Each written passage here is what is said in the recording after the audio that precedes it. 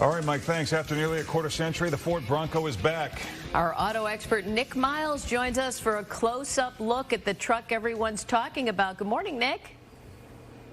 Hey, good morning, guys. Yep, that's it. Last night revealed to the world the brand new Bronco. It's been away for 25 years. We've been teased for 3 years. It's finally here. In fact, there was so much interest last night on the pre-order website at Ford.com. They crashed the website with orders.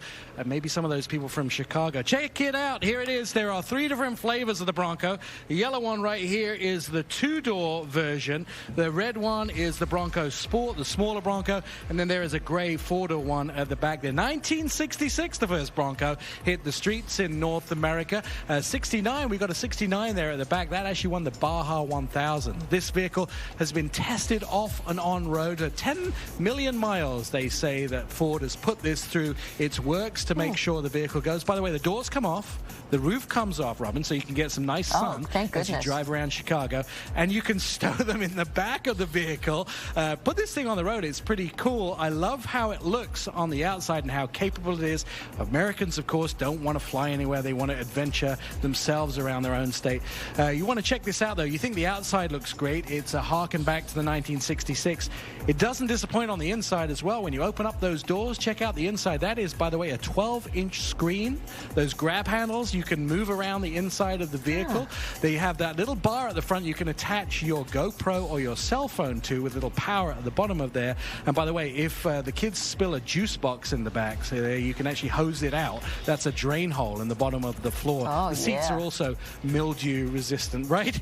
Kids are always spilling. I'm getting dirt in the car. I got dogs that are muddy and wet from the lakes in the car. Of course, you always want to hose the inside of the car out. All right, the tech comes with this vehicle as well. It also has the shareable apps on the inside, so you can do some off-road trailing and share it with your friends. Some cameras, so you can take selfies and share it with your friends as well on this vehicle. 360-degree camera. Now, it's going to start around $29,000 here for the Bronco Sport version. The actual Bronco 2-door is going to be just under $30,000. I've decked it all the way online. The best I can get is around $63,000 with all the bells and whistles on it. But get this, for those people amongst us that enjoy a little adventure, at the back here of the Bronco Sport, this shelf actually comes out to sort of a picnic table.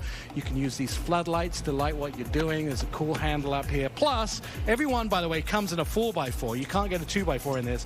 Plus, if you should happen to want an adult beverage a night after you've been out driving, every single Bronco comes with its own. This is not an adult beverage, by the way. Comes with its own, I've got to do this with one hand, bottle opener. There you go. I took the bottle cap off. You can enjoy yourself a little bit of an adult beverage in the brand new Bronco. I'll have to wait until we're off the air to do that. But every single one now available to order online. We'll see the Sport coming the end of this year, and we'll see the brand new 2- and 4-door coming early spring. And they're made about an hour's drive from me here in Detroit.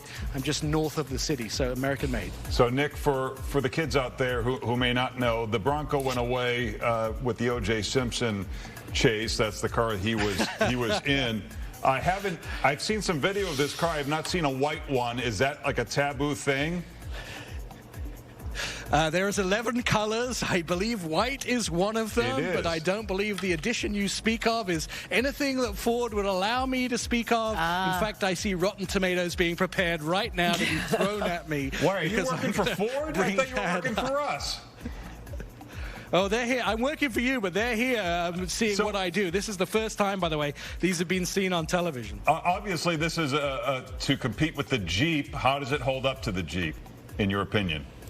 Well, there's a couple things, too, about this vehicle that is going to put, a little bit of a kink in their armor for Jeep. The first one is that everything comes in a 4x4, which is not true of a Jeep. The doors come off, and the mirrors are still on the fenders. So you'd actually, with a Jeep, you'd have to put accessory mirrors on the front, and you can take them with you. So what happens with the Jeep is you have to leave the doors and the roof at home. With this one, you can actually transport the doors in the back of the vehicle. Plus, they say that this one will have a capability better than the Jeep.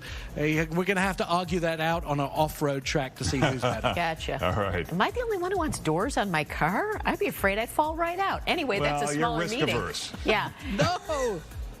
No. I'd roll right out there, Nick. That All would be right. bad. Thanks so much. For more, you can go to autoexpert.com. Hey, Mike.